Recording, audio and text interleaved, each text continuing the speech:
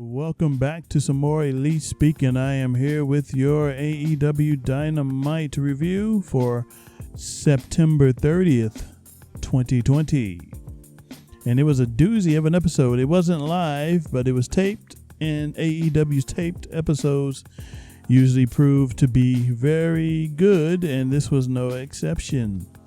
We started the night off with Ricky Starks versus Darby Allin, and this was a barn burner of a match. A great match. Great. Ricky Starks comes out with a mock Darby Allin body bag as he made his entrance. Pretty cool. In ring, Starks slaps Darby to start the match, and Darby answers with a drop kick. Starks then goes for the spear, but Darby counters with a hold. Darby then goes for a nice submission hold on Stark as he escapes via rope break. Darby then suplexes Starks onto the apron. He then goes for a bullet tope on Starks to the outside. Darby Allin's tope suicidas look devastating. I like how he uses his whole body, which makes it seem like he is just flying out of a rocket. Darby then holds on to Ricky's wrists, but Brian Cage comes out and distracts Darby, but as a result, Will Hobbs comes out to battle Cage on the entrance ramp as they both brawled it out till they reached the tunnels backstage. So Hobbs took Brian Cage out of the equation. Darby then gets back to business on Starks, but as a result of that distraction, Starks whipped Darby off the apron to the floor. Starks then gets control of Darby in the ring via beating him down in the corner. Starks later stomps Darby as he holds his arms for a 2 count. Darby then fights back with a Ishitonic for a 2 count prior to hitting Starks in the back, and this played a vital role in the match. Starks is back. Starks then spears Darby midair for a close 3 count. He then goes for an avalanche Rochambeau, but Darby gets out of it, and they fight it out on the top rope. As a result of Darby knocking Ricky Starks off the top rope, he hits his coffin drop to Ricky's back and gets the win. Very good match. It delivered, and it won't be the last time we see these two go at it, I would think. Looking forward to their battles in the future. I give the match a 3.5. Very good for a TV match, almost approaching that pay-per-view quality. Next up, Cody makes his appearance as Dasha interviews him. She says, "Welcome back." She asks, how is he feeling? Cody says, "The man who trained him, Al Snow, said to never wrestle injured. What if the breaking of the body is a signal to the spirit? Imagine his shame when he loses the title in 3 minutes." She says, "You're back, but you're back on your feet." And later, she asks a vital question. "Do you accept Brody Lee's challenge for a dog collar match? A match that bloody and violent?" Cody says, "No, I don't accept." And then he walks out of the ring and up the entrance ramp, but stops for a bit. And then comes back all pumped up, and he says, of course he accepts the match, and it is going to be next week on Dynamite. It was a great promo. After this, though, Brody Lee rushes to the ring and goes at Cody. They both brawl, and this erupts all over the arena. A bunch of folks come from backstage, and a bunch of wrestlers jump the barricade to help break up Cody and Brody. But later, Brandy also comes out and then makes her way to the ring, gets on the top rope, and then dives on all of the Dark Order except for Brody Lee. Anna Jay then beats up Brandy, and then all the women get involved on the outside. They jump the barricade to help split up Brandy and Anna Jay. And then even Nyla Rose gets in on the action as she takes out Kylan King. And I believe this is a reward for Kylan King, because why would Nyla Rose just target her specifically. I think they're planting the seed for a Nyla versus Kylan King rematch at some point, and it may be on Dynamite because Kylan King has been doing the job on Dark, and I don't mean that in a bad way. I mean, she's been doing good. Every match she's had, she's improved. She's looked good ever since her debut and on Dark, and it's about time that she gets a serious look on Dynamite. So I thought that was interesting. It was good stuff. That brawl was nice. A pretty good brawl. And it set forth multiple storylines at once. You had the Anna Jay and Brandy feud heating up some more. You had Cody and Brody going at it, adding more layers to their story. Then you had Nyla Rose and Kylan King. They're probably going to do something later. That was about all I noticed. But good brawl. Good segment. Next, we had Tony Schiavone standing by with FTR backstage. Cass says they did the Best Friends a favor last week. They're glorified backyard wrestlers. SCU is a different story. The best in the world. The first ever tag team champions. Now, to cement their legacy, they have to beat SCU. What about the Young Bucks, Tony says? What constitutes a match for the Young Bucks? Every time they get a shot, they blew it. The Bucks later make a surprise appearance as they super kick Tony Schiavone, and FTR then goes, "Why didn't you kick us, Matt? Why didn't you kick FTR?" He's obviously toying with FTR. They know the fans want to see those two go at it. They know that the fans want to see them go at it, but they're not going to give it to us right now. They're going to have to work for it, and that's what they're doing. They're going to build. They're building up some heat for some reason, even though both teams are heels. But I like where it's going. I like heel Bucks. Heel Young Bucks are best for business. Believe that. Next up, we had Dasha interviewing SCU. Scorpio Sky says opportunity knocks on the door, and he said a bunch of other stuff that I didn't get to jot down, but Kaz later says you may be playing checkers, but they're playing chess, and that was in retaliation to FTR. Sean Spears is then hanging out at the entrance ramp backstage, and he says good luck to Scorpio Sky as he stared him down. And this is a feud that's picking up from Dark. Scorpio Sky and Sean Spears, they have some beef going. And that's a feud we're going to see in the near future. Paige then joins the commentary desk after the commercial break for the next match, which was SCU versus FTR for the tag team title. Well, no, I don't think it was for the tag team titles, but a brush with greatness. 20-minute time limit tag team match. Dax Harwood and Frankie Kazarian started the match off with locks and some mat wrestling. Kaz takes Dax off his feet twice, and Kaz takes him down again with a clothesline. Scorpio Sky then tags in and gets a drop kick off on Dax for a 1 count. Kaz then tags himself in. Sky then takes him down with a headlock. Cash later fakes a trip up, which gets Daniels kicked from ringside. He was sent backstage. FTR pulled a nice heel tactic there. They acted like Christopher Daniels was getting involved in the match, which he wasn't. The right place at the wrong time. And that led to him getting sent backstage. SCU then flips both FTR out of the ring, both FTR members out of the ring.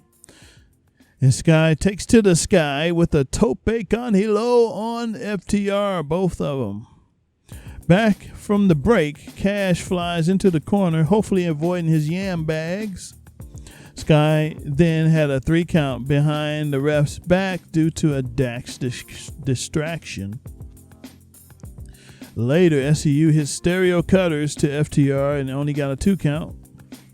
FTR then hits a powerbomb followed by a dragon suplex for a close 3 count on Frankie Kazarian.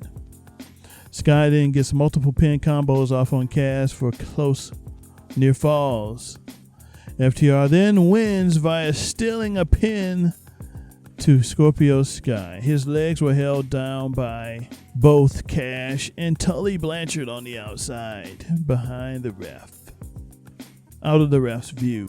After this match, a tournament was then announced, an 8-man tournament for the AEW World Championship for Full Gear, and Paige stormed off the desk after hearing that news because it was announced that Jungle Boy, Ray Phoenix, and Kenny Omega are entrants in this match. Paige didn't like this because it signified that Omega was serious about his singles run. Some nice little storytelling there between Kenny Omega and Adam Page. Next match, we had Isaiah Cassidy versus Chris Jericho. This was another good match. Jericho slaps Cassidy to start the match like a jabroni. From behind, Cassidy struck Jericho and clotheslines him twice and sweeps him to the ground for some strikes. Isaiah Cassidy then catapults Jericho outside the ring, then slides outside the ring, and Luther strikes down Jericho for some reason here. And it wasn't a DQ. Maybe the ref didn't see it. Both make it back to the ring, and we go to break. Back from break, Jericho vertical suplexes Cassidy. Cassidy tries to come back with shots to Jericho, but Hager gets involved. Cassidy then gets more shots in on Jericho, but he forearms Cassidy. Jericho then went for a lion salt, but Cassidy got the knees up. Isaiah then goes for his own lion salt and gets a 2 count for it. Cassidy then springboards into a Judas effect that he sold nicely for the loss. Chris Jericho wins. The Inner Circle then post-match attempts to beat down Cassidy, but Mark and Matt come to the rescue. And a match is going to be set between Chaos Project, Luther and Serpentico versus Jericho and Jake Hager for next week. And this is an interesting matchup. We shall see how they do. The Chaos Project have been rewarded for their many wins on Dark. And it comes at a time where Jericho will be having his 30th anniversary special, which is next week. And what better opponent for him to go up against is his longtime buddy, Luther. Should be interesting. Next up, Dasha interviewed the Best Friends. She said, "Where are you at mentally after last week?" FTR then comes in to insult the Best Friends. And there's a spot in the middle of the car for them, FTR says. They can be comedic relief everyone needs. Then the top guys signed out. As they walked away, as FTR walked away, they duck. They flinch because they thought the Best Friends were going to strike them or something. But instead, Orange Cassidy grabs the mic and says, "Weenies." And that's it. Calls them weenies. Next match, we had 10 of the Dark Order versus Orange Cassidy. 10 starts the match off by giving Silver Orange Cassidy's glasses, and then 10 attacks Orange Cassidy from behind. 10 shows off his power and strength with his delayed vertical, and Orange Cassidy kicked out at 1. 10 then stuffs Orange Cassidy's own hands in his pockets and delivered a spine buster to him. Devastating. The fight then spills outside and Orange Cassidy gets shoved into the guardrails. Dark Order then mocked the Best Friends by getting their own hug off on the outside of the ring, and then the camera panned back, and then Taz did the "gots to give the people what they want" call instead of Excalibur. Interesting touch there. Orange Cassidy later delivers an orange punch and then follows it up with a beach break for the win. Orange Cassidy continues to look strong even despite him losing the TNT Championship match last week. A testament to AEW's booking. Next, we had MJF in a segment with the Inner Circle. MJF barges into the Inner Circle's locker room. He congratulates Jericho and gives all of Inner Circle some presents, and it turned out to be Inner Circle custom jackets. He didn't seem to have enough for Sammy Guevara, though. Sammy then says, "What are you doing in here?" MJF says he's here to congratulate him, but Jericho said, "Do you want to join the Inner Circle?" And he then turns it on to Jericho. MJF asks him the same thing. "Do you want me to join the Inner Circle?" And many people think this segment is going to, eventually these two will have a match. We just don't know when. Or could it be that MJF wants to take over the Inner Circle? I hope he doesn't. MJF does not need the Inner Circle. He should just stick with Wardlow. That's it. He doesn't need the Inner Circle. If he does need to make a stable, he should create his own. He doesn't need another one, in my opinion. But the segment was good. It was funny. MJF could definitely go into acting if he wanted to. He has the charisma for it. Next match, we had Britt Baker making her return to the ring on Dynamite versus Red Velvet. And this was a surprisingly good match.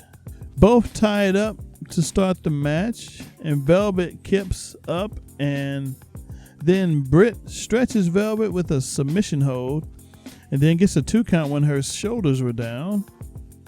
Velvet then hits a Cazadora for a 2 count. Britt then kicks Velvet into the ropes twice. Britt later wins with a curb stomp-like maneuver. And I must say that Red Velvet looked good in this match also. She sold her butt off. She looked nice out there. She is a good seller and a good wrestler. Post-match, Britt puts the lockjaw on Velvet after Reba hands her the gloves, further cementing Britt's position as a heel. She needed to show her dominance, and that was her way of doing it, by locking on the jaw. Next segment, we had Eddie Kingston coming out with his fam, the Lucha Brothers. He says, "Let me break it down to you simple-minded idiots. He wrestled Mox and he put him in the Bulldog choke, but he did not tap out. Your world champ Jon Moxley was angry that he called Tony Khan and decided he'll fight anyone. Eddie gets to pick the person, and it's not going to be him because he's all banged up. Why would he put himself through all that?" He then turns to Bryce Remsburg, the referee, and said, "What made him ring the bell?" And Bryce says, "When you're in a world title match, it's his job to protect him from himself." After this, the Lucha Brothers then attempted to attack Remsburg after Eddie put the mic down and then gave the signal. They were all going to go at Remsburg, but guess who came out to the ring? Mox then comes out with a barbed wire bat and he chases the guys out of the ring.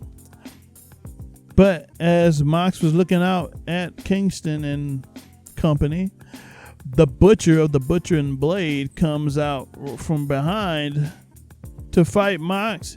He gets the first shot in from behind on Moxley. The match then commences. Butcher is the mystery guy to face Mox. The Butcher gets to work on Mox. The Butcher continues to choke Mox via the ropes with the use of his legs twice as we went to break. Back to break, the Butcher takes advantage of a knee injury to Mox via the use of the ring apron.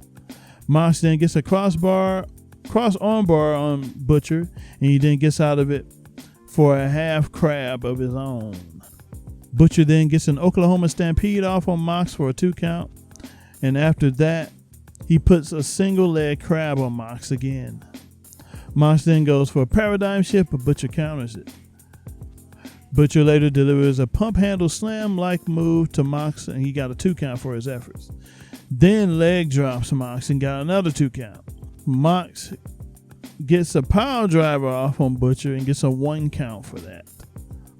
Butcher then does a flying crossbody from the top or middle rope to Mox, and he got a 2 count.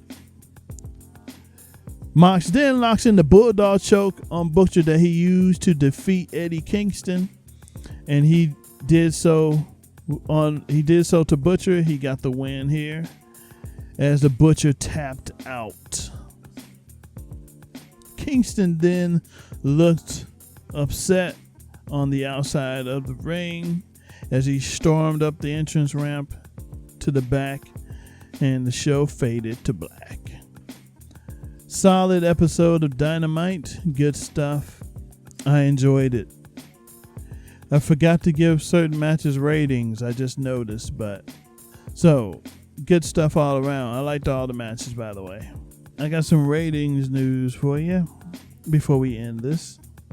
AEW wins in the ratings, and they got 866,000 viewers to NXT's 732,000 viewers. AEW had a .33 in the 18 to 49 demographics, and that was good for number 12 of the night. And NXT had a 0.19 in the 18 to 49 demo, and that was good for number 50 of the night. And there you have it. Your AEW Dynamite review for September 30th, 2020. And I will catch ya with the next one. Take care.